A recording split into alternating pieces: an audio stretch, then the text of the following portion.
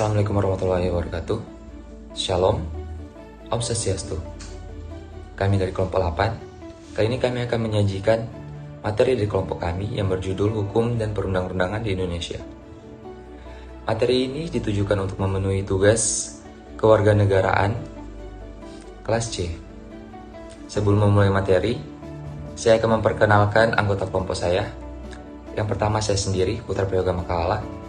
Yang kedua, Risi Jennifer Lalawan. Sebelum kita membahas lebih mendalam tentang hukum dan perundang-undangan di Indonesia, ada baiknya kita mengenal apa itu hukum dan perundang-undangan. Kita akan mengenal apa itu perundang-undangan terlebih dahulu.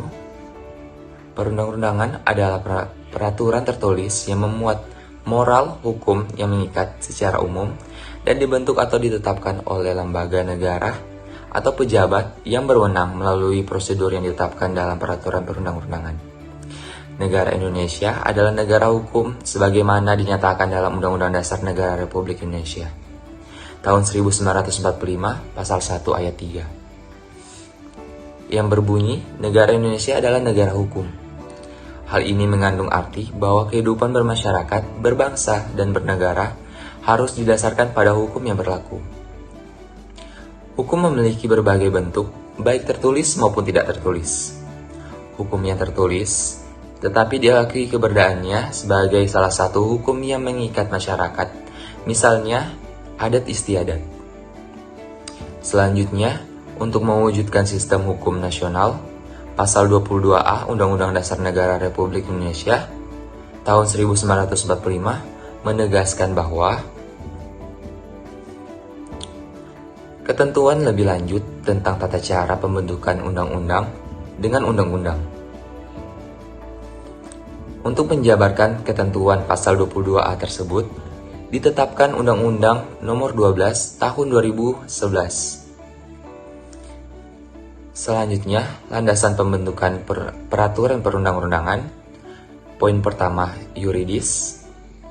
Pengertian landasan yuridis adalah pertimbangan atau alasan yang menggambarkan bahwa peraturan yang dibentuk untuk mengatasi permasalahan hukum atau mengisi kekosongan hukum dengan mempertimbangkan aturan yang telah ada, yang akan diubah atau yang akan dicabut guna menjamin kepastian hukum dan rasa keadilan masyarakat. Poin kedua, filosofis. Landasan filosofis adalah pertimbangan atau alasan yang menggambarkan bahwa peraturan yang dibentuk mempertimbangkan pandangan hidup, kesadaran, dan cita hukum yang meliputi suasana kebatinan serta falsafah bangsa Indonesia yang bersumber dari Pancasila dan pembukaan Undang-Undang 1945. Poin ketiga, sosiologis. Landasan sosiologis adalah pertimbangan atau alasan yang menggambarkan bahwa peraturan yang dibentuk untuk memenuhi kebutuhan masyarakat dalam berbagai aspek, serta menyangkut fakta empiris mengenai perkembangan masalah dan kebutuhan masyarakat dan negara. Tata urutan peraturan perundang-undangan di Indonesia. Tata urutan peraturan perundang-undangan mengandung makna bahwa peraturan perundang-undangan yang berlaku memiliki hierarki atau tingkatan. Peraturan yang satu memiliki kedudukan yang tinggi dibandingkan dengan peraturan yang lain. Tata urutan peraturan perundang-undangan di Indonesia sesuai pasal 7 Undang-Undang Nomor 12 Tahun 2011 secara hierarki terdiri Undang-Undang Negara Republik Indonesia tahun 1945. Yang pertama, ketetapan Majelis Permusyawaratan Rakyat. Kedua, undang-undang atau PP pengganti undang-undang. Ketiga, peraturan pemerintah.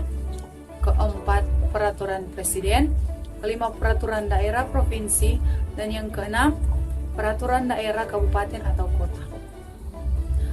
Asas-asas pembentukan peraturan perundang-undangan ditegaskan dalam pasal 5. Pertama, kejelasan tujuan.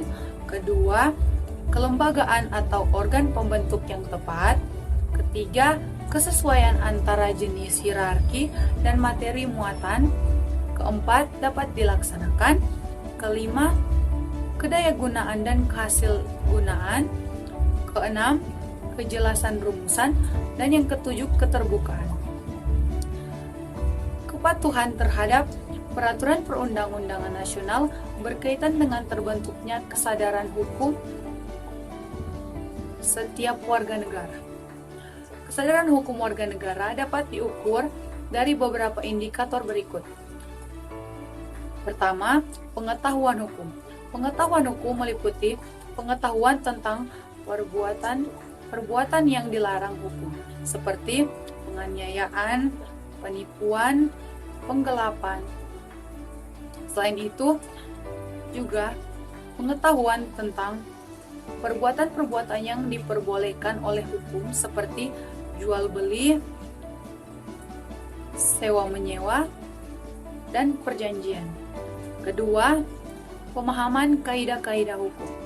Pemahaman terhadap kaidah hukum ditandai dengan menghayati isi hukum yang berlaku, seperti memahami tujuan hukum yang mewujudkan ketertiban dan keamanan bersama.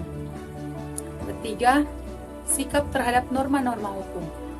Perilaku ini ditunjukkan dalam bentuk penilaian terhadap norma-norma hukum berupa nilai baik dan buruk terhadap kaidah-kaidah atau aturan-aturan hukum.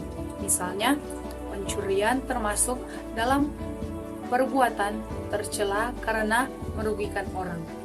Keempat, perilaku hukum.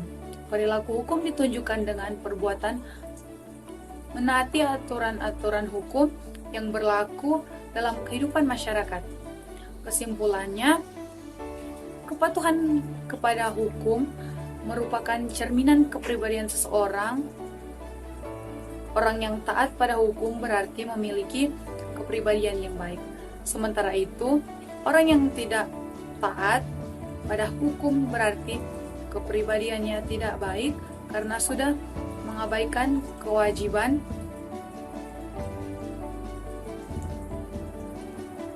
kalian. Jadilah warga negara yang mempunyai kepribadian yang baik dengan selalu menaati peraturan yang berlaku.